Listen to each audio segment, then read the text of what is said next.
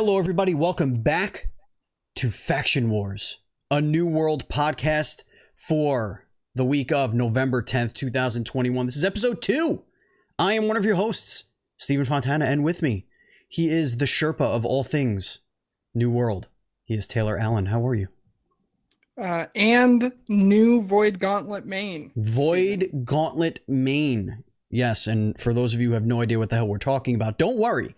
We will give you all of the information because this right here is Faction Wars, a New World podcast. It is a podcast about the latest news, tips, tricks, and stories from New World. And I am a level 42 spear main with the life staff. That's how I play right now. I haven't really switched it up lately. Kind of want to just max out on this first, and then I'll explore some other things. So that's where I am. Taylor, why don't you give everybody a little background on your character, your exploits? Yes, I am up to gear score like 530 right now. I obviously level 60, life staff, and have been messing around with all kinds of other stuff. Yeah, we got the spear maxed out. We got the great axe maxed out. We're kind of flipping back and forth between the rapier and the hatchet right now, playing around with those a little bit. So we're all over the place until this new update comes out. This new update, which we're going to talk about. Why don't you give everybody a rundown of what's on tap for today's or this week's show, I should say. Absolutely. So for this week's show, we're going to be going over the patch 1.0.5 patch notes because we recorded episode 1 about an hour before those went live. So we're going to go over some of those details just to make sure you don't miss any of that. We're going to go over some updates coming to the Prime Gaming loot, as well as what we kind of predicted we were going to see from the Autumn King. And then the big thing today is we're going to be going over the November content update and the PTR announcement. So first, Stephen. Yes. Last week, we had a little guess around what was going to be the Autumn King skin pack. We sure did. In Prime Gaming loot. We sure did. And we were both very wrong. Yes, we were.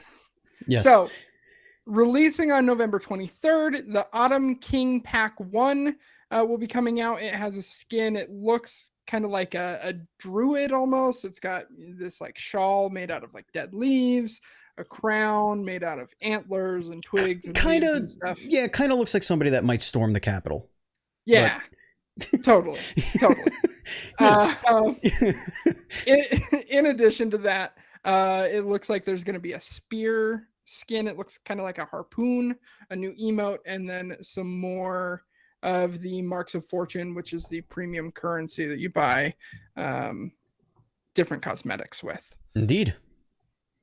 And so, yeah, and then they did a little sneak peek. They revealed the next one, right? Am I remembering that correctly? Yes. On November 23rd, we've got that pack. December 7th, we've got Autumn King Pack 2. They haven't shown us what is going to be in that yet. And then they gave a title to the final Prime Gaming loot drop of the year, releasing on December 21st. We have the Thespian pack. Oh, Thespis, of course. Yes. I am a thespian myself. I like to perform in the arts of theater. I thought you would like that one. Yeah, it's a good one. I'm excited about it. If there is not an emote of holding a skull and doing to be or not to be, then they've sorely fucked this one up. Like that it's obviously going to be like a William Shakespeare type shit, right? Like big coiffy poofed collar. With the maybe I don't know. Do they have that goatee as a facial hair option? Like that really pointy looking thing? Like that could be added in there. I don't know. But that's exciting. That's exciting stuff. Now, I do want to say I'm pretty underwhelmed with both this Robin Hood pack and the Autumn King pack. Mostly because the skins really they're just so boring. They're so boring. They're so bland. It doesn't make, like, to say it fits in the world perfectly is not a compliment.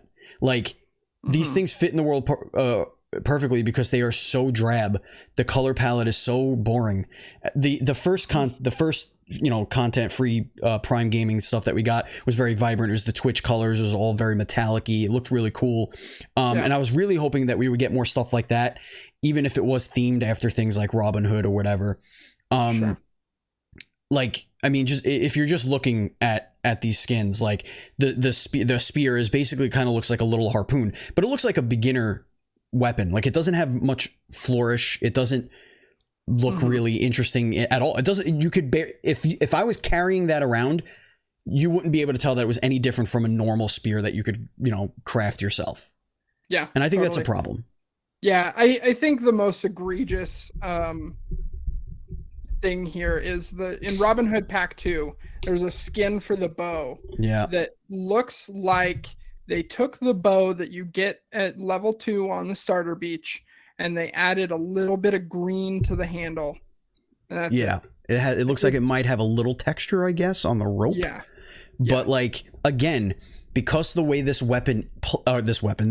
game plays, it has to be special in order for you to notice these changes. It has to be vibrant, maybe a special animation or like a particle effect. Yeah, exactly. A particle effect. Yeah. Like maybe your arrows shoot like little feathers, like when you're shooting, like little feathers fly off your arrows or something. I don't know. Like that would be something at least a little cool, because now, like, if you're going to wear the Robin Hood costume, which literally looks like Robin Hood, like, nobody's going to be different. You're all going to just be a bunch of Robin Hoods running around. Yep. And your characters already don't have anything to differentiate themselves, really. Except for, dyeing some of your outfits, which really can only go so far. Well, and the issue is you lose the dye once you use it too. And so why? If you want to look cool when you're at level 25, it doesn't matter. In 25 minutes, you could have a new armor piece, and then that dye's just gone. Yeah, you can't. Yeah, that sucks. You should be able to. Like, I mean, I know with the crafting, like the point is to continue to craft those items, but maybe because they're not the easiest to craft, right? Like, you have to find these pigments and stuff. Maybe a solution to that would be making the cost be way less after you discover it. So like you go in, you find the stuff and like, oh, I unlocked this dye. Great. You make it the first time. And now every time you make it after that, it's just going to cost you like a little bit of crafting materials, like very little, like, or just some gold or something, like maybe that would be a helpful way to kind of like balance that off. Replicate it for like 10 cents. Or something like that. Exactly. Also, I would just like to say, I feel like the irony is lost on Amazon Game Studios that they put out a Robin Hood pack. Yes, that is literally the largest corporation on the planet. Yeah. Alrighty. Irony. Stephen. Yep. Before we get into the new content, let's talk about some of the stuff that has already come in patch 1.0.5. There are a couple of big things here that I wanted to go over. I think number one, the biggest, most important thing from this update is the significant decrease in respec costs.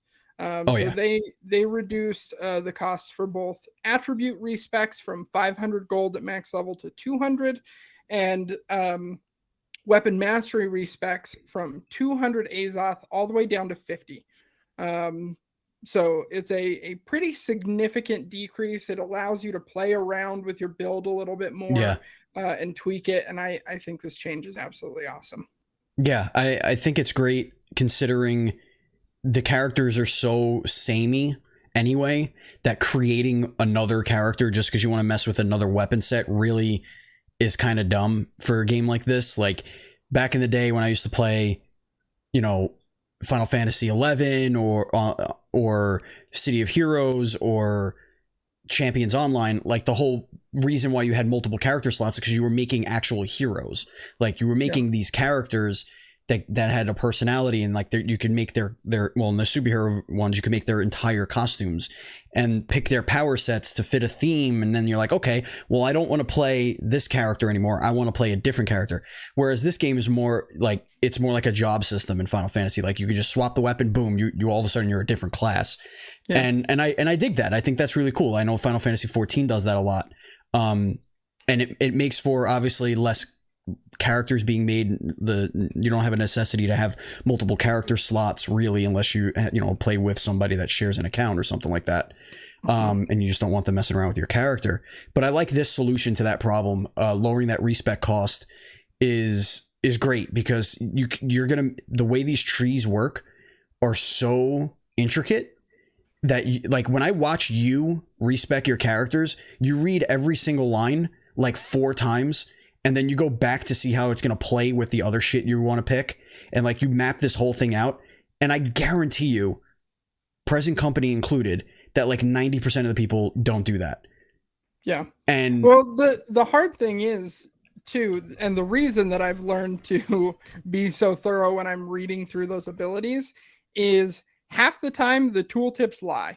Like half the time the tooltips just are completely inaccurate. And so I want to like understand what it's intending and then see how it actually performs. And so that's why I know you were watching me play on the PTR the other day, and I was doing a deep dive into the Void Gauntlet. And a lot of those abilities in the PTR do not perform the way the tooltip says they do, or the values are different, or things like that. So that's weird. That's very weird. That's why I am so thorough, and then am also respecing all the time, because they don't actually behave the way that they're supposed to. Yeah, exactly. So in addition, one of the next big things that we saw is Amazon Game Studios really cracking down on coin sellers and implementing a couple of things to help prevent coin sellers from spamming chat.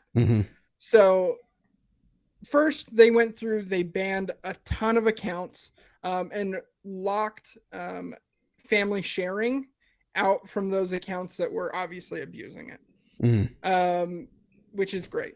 In addition, they've put some restrictions into the game to prevent player-to-player trading and currency transfers until level 10, or your account is 72 hours old, which I think is good. It'll help just mass spamming these bots to go and farm the first like 2-3 missions. And then on top of that, they redistributed the coin values from some early quests in the main storyline, so that they're a little bit further on in the storyline, so that they couldn't spam farm that gold and then transfer it. So really happy with these changes. I will say, since this patch has gone live, I have seen a significant decrease in coin sellers in the chat. Yeah, for sure. And I do want to make a point to people who may be new to the game and not really understanding the nuance behind the economy. And we're going to get into the economy a little bit more as we get into a couple of more parts in the show. But what people don't realize is that missions are the only way to inject new gold into the economy. It's literally the only way. There is no place that you could just farm items and then sell it to an NPC to just increase your gold. That's not a thing that happens. The thing that happens is you go out, you kill stuff, you complete missions, you cash them in, you get gold. And then that gold you spend directly to other players selling stuff, or to your own shit like, crafting or whatever. So that paying rent, like all those, that economy is always circulating based off of doing missions, and then boom, the gold goes into the economy, and then that gold gets distributed around, passed around like a real economy, like a real commerce. So it's really sucky when you have, these bots that are basically programmed to just go from point A to point B and do a thing and basically just keep doing the same thing over and over and over again, just so that they could get money, gold, or early game gold, transfer that to another account, and then just compile all this gold into one massive account that then goes and exchanges it for real world money. That just destroys the entire purpose of the game's economy. So and that's only one way that it destroy that this game's economy is becoming destroyed. But we'll get into that in a little bit, I'm sure. Yep. Another change that impacts the economy is they nerfed the rewards for the losing team in Outpost Rush.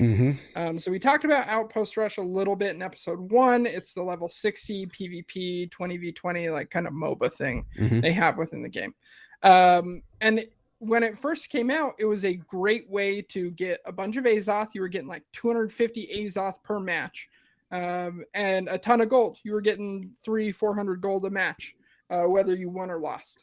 And they decided to nerf the rewards that you get as the losing team to help keep games competitive and stop people from, AFKing to get higher rewards and things like that. Right. And I think this is a slight misstep. I think it slightly misses the point here because now I played an Outpost Rush game today. And game 1 we did great. I won 360 gold. Game 2 we lost. I got like 180. Right. So it's a pretty significant decrease, and that was one of the most consistent ways in the end game, once you're done with the main story quest and things like that, to continually like grow your gold stockpiles. Sure. So I'm a little bummed about that, and I think maybe if they do a little bit of a tweak back in the other direction, it will find a good balance between keeping games competitive and keeping the game mode rewarding. What would be a really interesting way to do it, if you still want to punish, like, for lack of a better term, punish the players that give up, basically, a good solution might be to give back, like, I don't want to say they're missions, right? The what are they called? Like, each round and then the match is the whole thing. Is that what it is? Or like whatever. No. So at the end of everything, however many rounds it is, you give bonus rewards to people who did certain things, like, hey, you did, the most heals on your team. Hey, you did the most damage on your team. Hey, you did, took the most damage on your team. Stuff like that. Here's a bonus 50 gold. Here's a bonus 25 gold. Whatever. And so that it can kind of make up that balance that, you played well, you played in the right spirit. You took the right approach to it, but you lost. So here you go. Here's your thing. You're not going to get the crazy loot and the crazy Azoth, but we're going to reward you a little bit for trying your best, kind of thing. I like that. That'd be cool. That's not a bad idea. All right. And then the last big thing from patch 1.0.5 that we need to go over is some changes to the weapons. So first, the life staff was nerfed a little bit. Yeah. And they cited specifically that this nerf was to improve performance in large scale PvP. So wars, large open world PvP, and Outpost Rush. So the ability on the life staff, I can't remember what it's called off the top of my head, but it's basically your light attack. Whenever it hits into the ground or hits into an enemy, it created an AoE pool and healed everyone that was in that group. So as a life staff user, you could just spam your light attack at your feet and you would just auto heal yourself. Right. So that's no longer in the game. You now have to have that ability pass through your ally to get the healing effect. Right. So you have to like line them up with whoever you're shooting at, or just shoot them directly. So the biggest nerf there is on the self heals, because you obviously can't shoot yourself with it. So that's a little bit disappointing. In addition to that, there were a number of weapon bug and exploits that were fixed. Yeah. So things like infinitely stacking bloodlust from the great axe, or the hatchet bug that was allowing the damage to just scale infinitely. Those have been fixed. And they also removed an exploit that caused a little bit of controversy in the community. So there were certain macros that you could set up with 2 fire staffs that allowed you to basically just spam very high damage abilities infinitely. And you would put out way more damage than was ever intended. Right. And we saw this being streamed live by a Twitch partner and TSM member, Solid FPS. He was farming one of the late game dungeon bosses over and over and over. And he and his entire team were basically abusing this macro. They'd have 2 fire staffs. They'd just go in and they'd shoot an ability and switch weapons and then shoot and switch. And so it was like a fire staff machine gun. Yeah. They were just like spamming this thing over and over and just putting out ridiculous amounts of damage. So because of this, Amazon Game Studios did implement a 24-hour ban on him and his entire team that was doing this. But I wanted to get your thoughts on the situation. If you thought it was too harsh, or not harsh enough, how are you feeling? I don't think a ban was warranted because it was something that was built into it. If it was an unintended exploit, then that's their bad. Like it's, oh shit, we should have thought about that because that's a thing that they're doing. Let's disable that and say thank you for pointing that out to us and how it could be a big problem, because obviously that's going to skew again that economy, that late game economy, because you're getting all these high tier loot and you're just farming it, and now you're going to flood the market with that loot, and then it makes it basically pointless for anybody else that's in your server to really do that stuff, because they could get it from, you know, the marketplace and just buy it and whatever.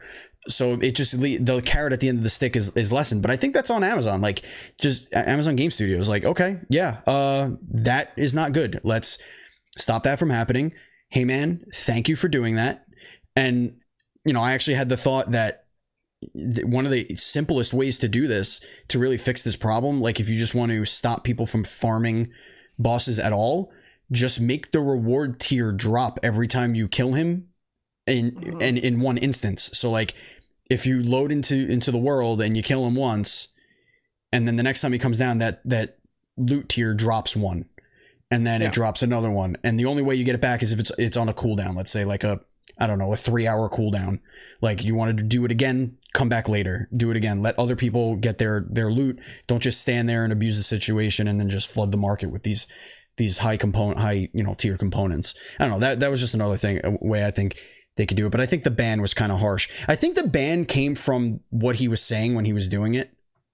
Yeah, like basically talking a lot of shit. Dick about it. Yeah, he was talking a lot of shit and being like, basically just being really smug about it, and like, haha, look what I can do, you know, how could they let this happen, yada yada. And then when the ban finally came, I think and I could be mistaken because I watch a lot of streamers get banned live. It's like one of my favorite TikTok holes to go down. I think he was the one that said, oh, well, there it is, finally.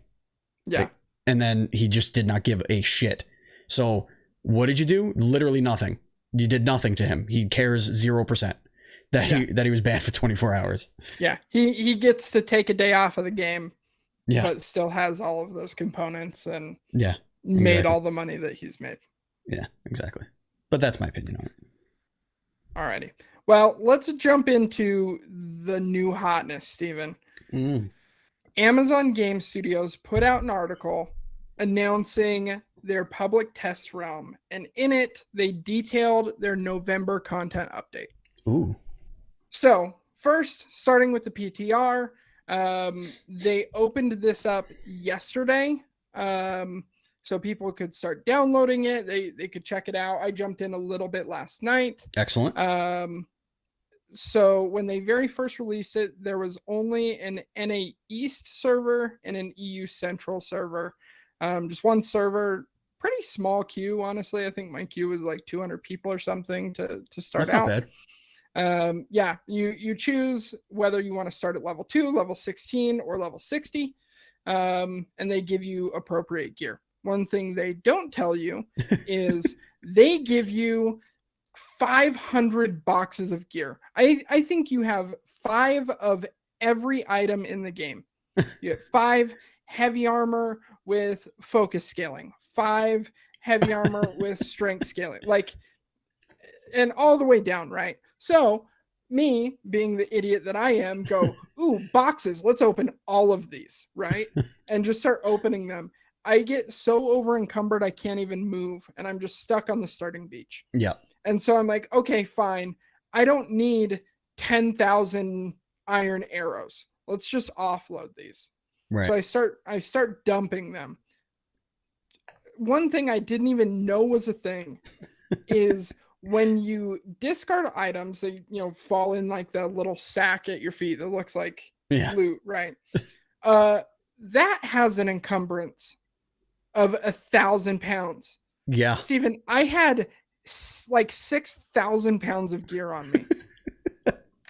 And so I would dump 1,000 pounds of gear, and then I would have to sit there and wait for 3 minutes until it disappeared, and then dump another 1,000 pounds of gear. Yeah. You sure did.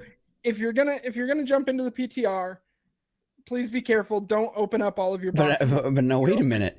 Now, you said that you were, the big dumb idiot and you decided to open all of them, but there were dozens of people just standing there on the beach. Everyone had to deal with this.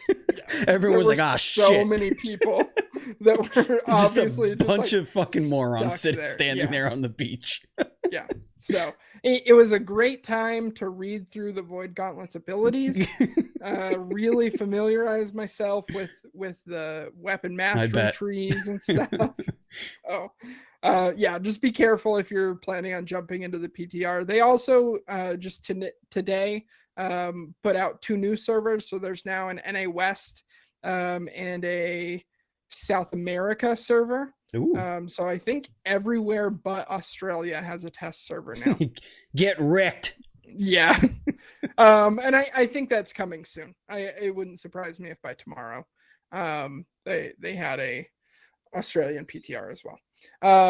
But within the PTR, they have detailed a bunch of new updates coming in November. So the community manager over on the forums, Lexandra, has stated this last week that going forward, they are going to give the status of the weekly patch on Tuesdays.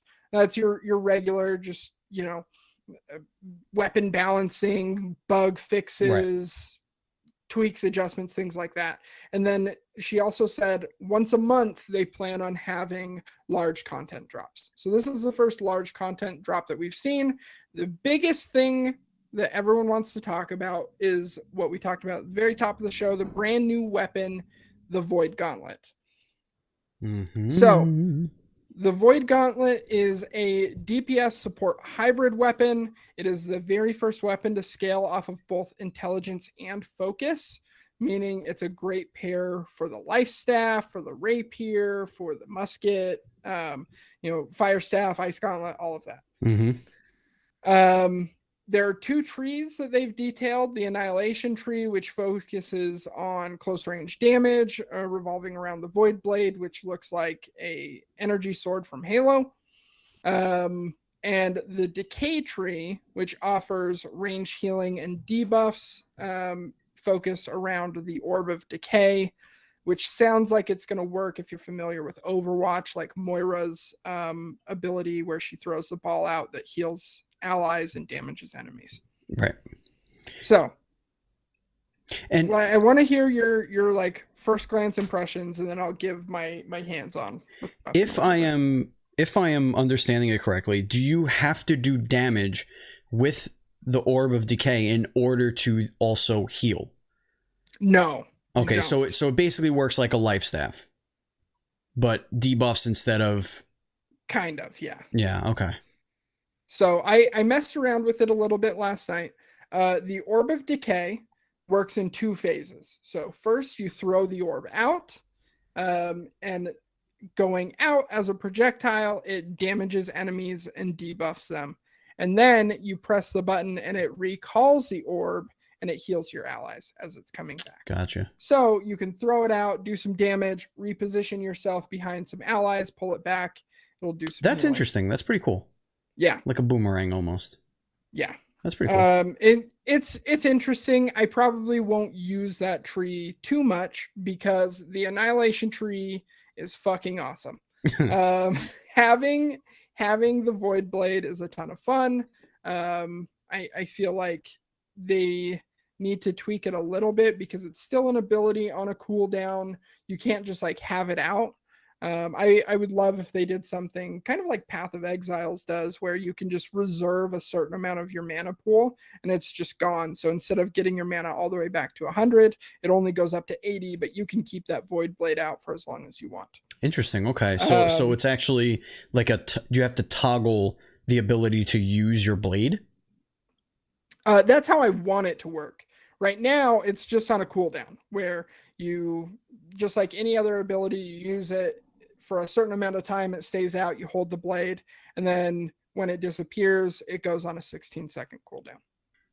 Interesting. So it's okay. The damage is really nice. What's your base attack then with the weapon?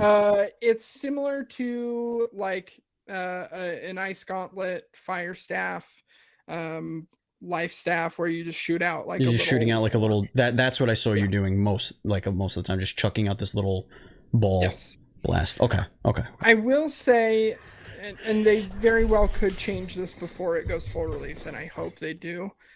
This is maybe the least satisfying weapon in the game to use.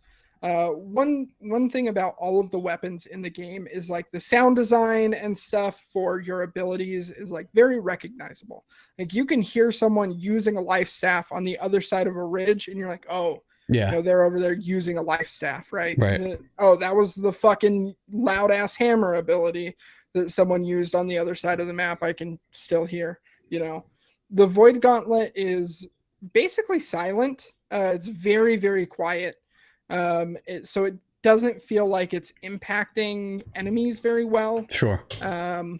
So I think they need to do some tweaks around the sound design, and it seems like looking through the forums and stuff and the feedback, that's like one of the number one feedback issues. Yeah. Is people are wanting some better like void sounds out of this thing.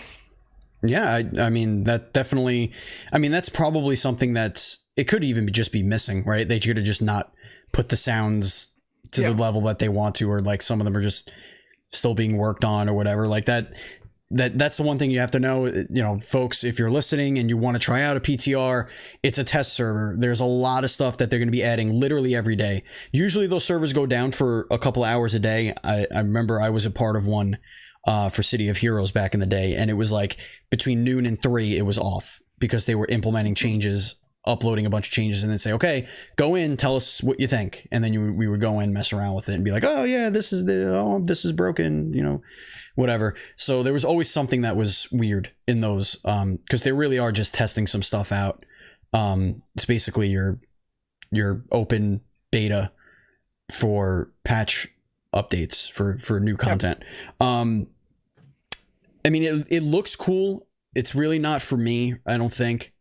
But one of the things that I nerd out about is the possibility of these new powers and new weapons. There used to be a podcast called Jump Master. It was by OK Beast. Mm-hmm. And I was on that show a few times. And one of the things I used to do every single week I would bring a new character idea and give them a whole backstory and their abilities. And so I started messing around with what I would really like to see as weapons and abilities for New World. Okay. So I want to pitch this over to you before we get into the tips and tricks. Okay, I will pass the good ones on to Jeff Bezos. Thank you. If it's good, we'll send it up the ladder. If not, tell you come back next week. Uncle Jeff. Give me your first one. Let's get off to a good start here. Yeah, let's get off to a good start. Okay. All right, Uncle Jeff, here's what we're going to do. All right. Mm-hmm. You got a lot of demons. You got a lot of devil-like creatures, a lot of undead, right? Sure. So what if we went the Victorian style of a, say, Castlevania style weapon set, where we could do a mid-range weapon, a melee weapon, not unlike a whip, and a crucifix or religious symbol of some kind in the other hand. Now, here's how I picture this working. Like you're a big fan of Bloodborne. Yes. So think that chain whip thingy. I forget what it was called exactly, but like threaded cane. The threaded cane. Think like something like that, right? Mm-hmm. What is one of the abilities that some enemies have that we don't have yet as players? Think about it. One of the damage types or elements, as it were. Go ahead. Corruption? There's lightning. Lightning. So there are bosses. I mean, you can get lightning gems, but yeah. You can get the gems, but there's no, like, there's an ice weapon, there's a fire weapon, there's a, whatever. So I was thinking what would be cool is if this thing was focused around lightning and electricity. So so it's like you're smiting your enemies. Sort of, yeah. So the whip is used for high and quick DPS, but also disarming.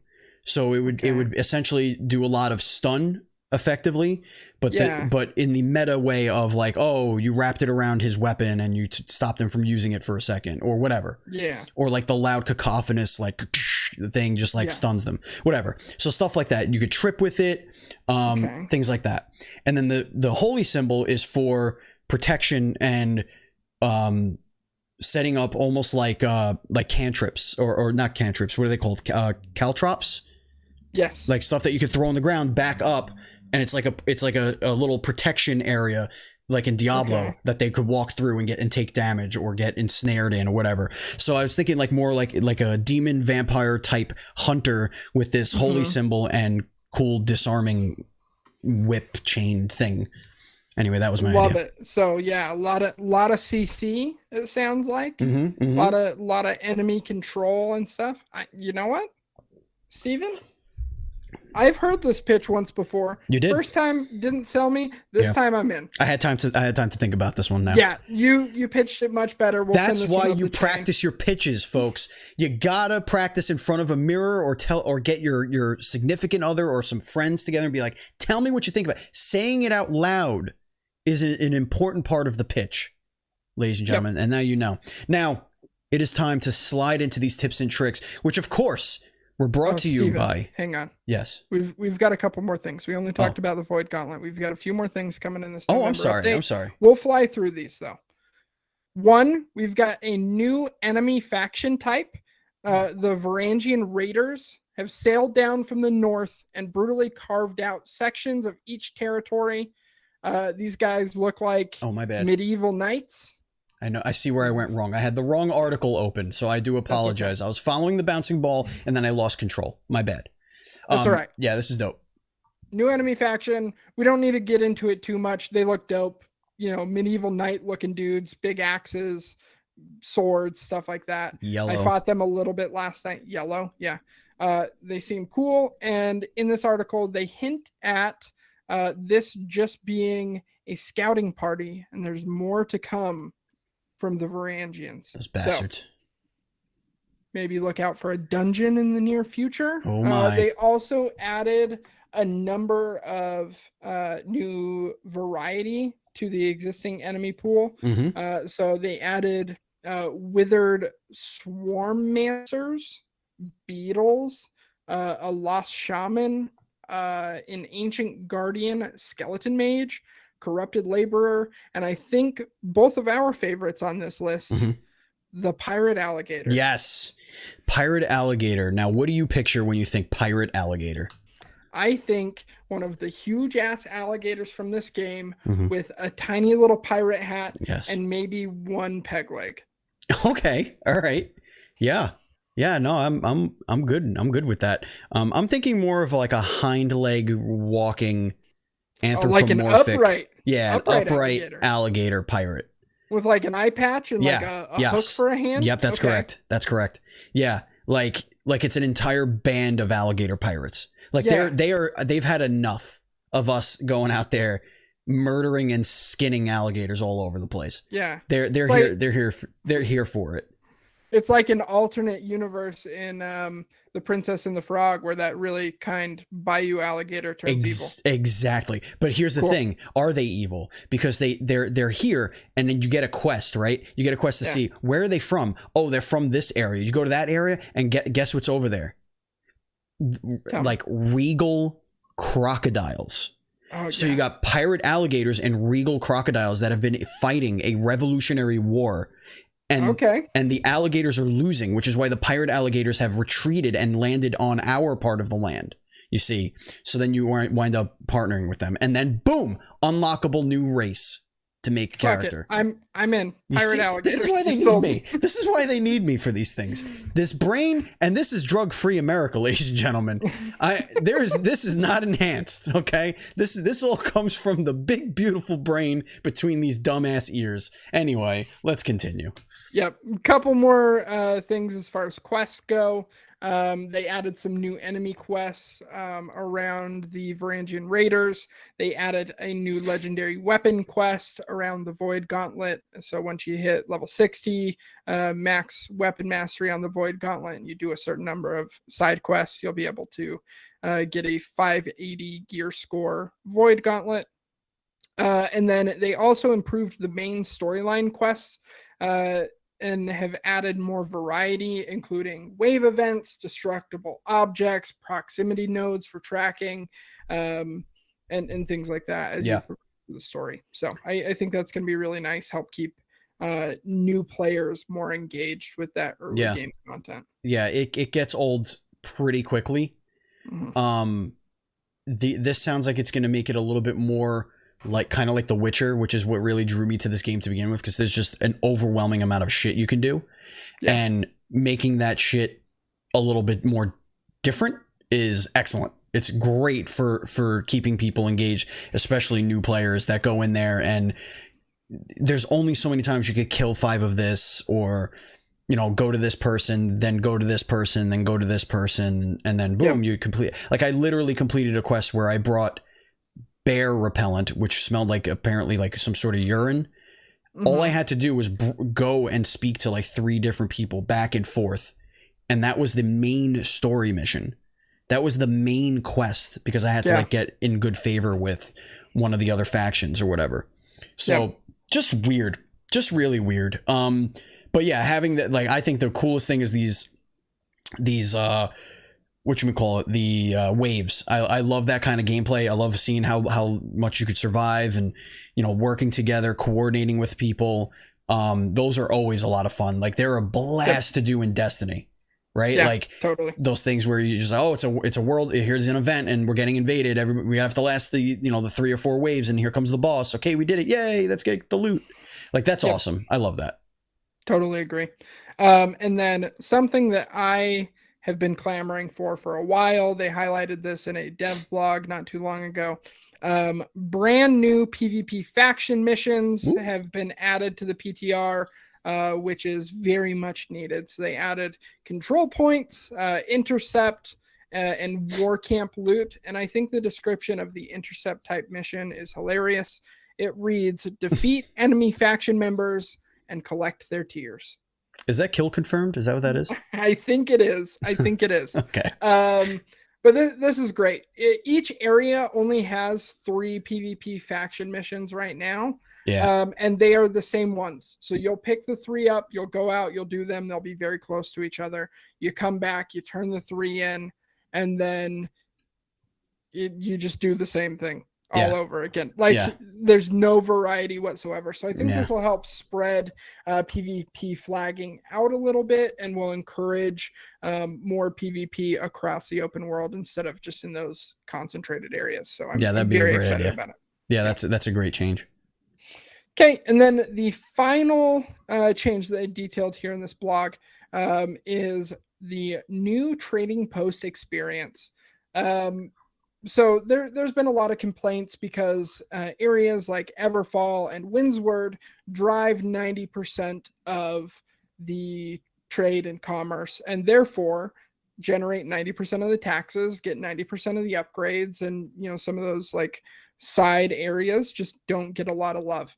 Right. So in order to combat that, they are now combining the trading posts at all locations and unifying them together. So you can buy and sell across any trading post to everyone in the world.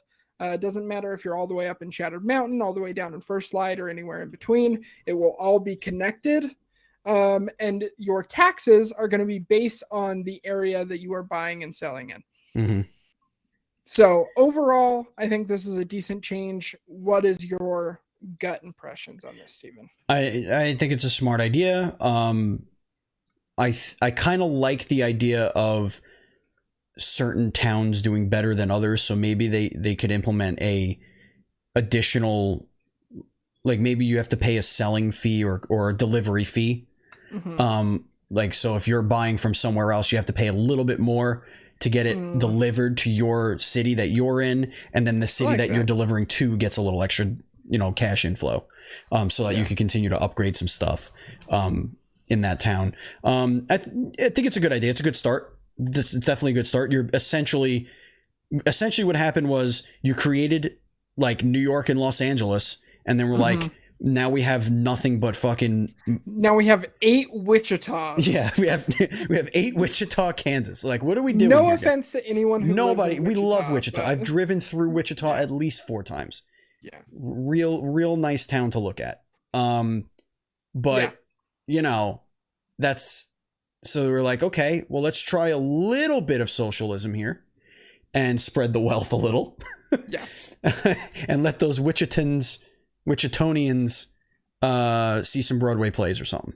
So we'll see. And I think this is going to require controlling factions for those major hubs to be more competitive now, because with all of the trade and commerce going through, places, I think on pretty much every server, it's like Windsward and Everfall are kind of those like 2 central locations that most of the commerce is going through. It's going to require them to keep their taxes lower, because right now they can just jack it up because they know 90% of the stuff that needs to be purchased are going to be in those 2 trading posts, and that's it. So right. I do like that it's forcing these like majority controlling factions to be a little bit more competitive, right? To continue driving that revenue. Absolutely. Anything else in this update? Nope. That does it for the November content update for New World. Excellent. So now it's time to get into tips and tricks, which some questions came from our Discord, which you can join right now, listener. All you have to do is go to our Patreon, patreon.com/NDS podcast. Just like our Patreon producers, who we want to thank right now, FNH Paul, Vegas Girl on Fire, and Colton the Apprentice Nestler. It is directly because of our Patreon supporters that we are able to do Faction Wars on its own server, on its own podcast service, all that fun stuff. We do have other shows that we were, again, finally able to afford to split. So now we have the Dual Screens podcast on our original feed. Dual Screens Crossplay podcast is now on its own feed. And now, of course, we have Faction Wars. You can find all of those on youtube.com/DualScreensTV, of course. And Crossplay records every Tuesday live on twitch.tv/DualScreenStreams and is later on youtube.com/DualScreensTV. So, Taylor, we have tips and tricks. We had some questions from our Discord, and you are going to help us out with some of these questions. What do we have here? Yes. So one of the members of our Discord asked us to go over housing and why it's important, because we get a lot of questions like, why should I have multiple houses? Like, is it just for fast travel? Is it just for decoration? Like, what's the deal with housing? So housing is one of the most important aspects of the game, especially when you get into endgame. Yes, you do get your free fast travel that's on a cooldown, and you can reset that fast travel for way cheaper than what it would cost to just fast travel to the waypoint in that town. So for example, my house in Windsward, I was up in Shattered Mountain. I had just fast traveled from there, and so my house was on cooldown, right? 2.5 hours or something. It cost me 47 Azoth to reset that. I was full of orichalcum and pelts and all kinds weapons, whatever. 47 Azoth. I was out in the world. I wasn't in an outpost, and I was able to just fast travel back. So that's a huge aspect, being able to jump around the map and get to multiple locations, getting to different crafting stations and things like that for cheap is very, very important. So housing has saved me a ton of Azoth just in fast travel. But on top of that, housing allows you to store more in the in the towns that your house is in. You can get different tiers of storage chests that can give up to 550 pounds per chest of additional storage. For tier 1 houses, you can only have 1 storage chest, but if you get a tier 4 house, you can have 4 storage chests, which essentially triples your town storage at its base level. That's awesome. So, yeah, super awesome. If you're going to be doing a ton of crafting in an area, highly recommend saving up for a nice house, getting some good chests in there that you can store a ton of weight in. And then finally, every house that you own has 5 trophy slots. These trophy slots can offer global buffs like general luck. So whenever you open a chest or kill an enemy, you have a better chance of rolling higher on the loot table and getting, like epic or legendary gear or crafting components or whatever. There's also specific gathering luck. So like gathering, logging, mining, all of that to get the, very high level legendary crafting components. There is armoring and the different like skilled labor, quality improvement trophies. And then on top of that, there are also trophies that help you do more damage against specific enemy types.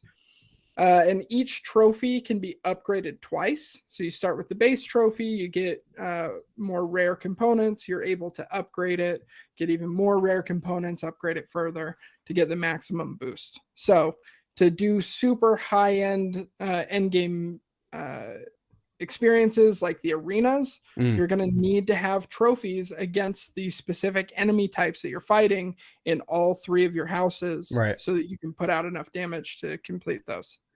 Yeah, they function, again, I'm calling back to The Witcher. Clearly this game was inspired by that, but The Witcher did something like that. Like when you did one of those legendary hunts and you were able to collect a trophy, which is basically the head of the animal you hunted, or the beast, whatever one you hung on Roach's little saddle gave you like a bonus to certain things, like, oh, gives you a bonus against necros and yada yada. So that's a pretty cool thing. I love that it gives you 5. I never even knew trophies really existed, because the furniture crafting is like it has the most difficult and high barrier of entry of any of the crafting, I believe. So I haven't really dabbled too much. I will, but I just haven't had a chance yet. But that's exciting. Yes, that is exciting. Housing is super, super important. Indeed. Speaking of housing, it is time to bring this one to the house. Is that okay? I think it was okay. I think it was all right. That was a decent segue.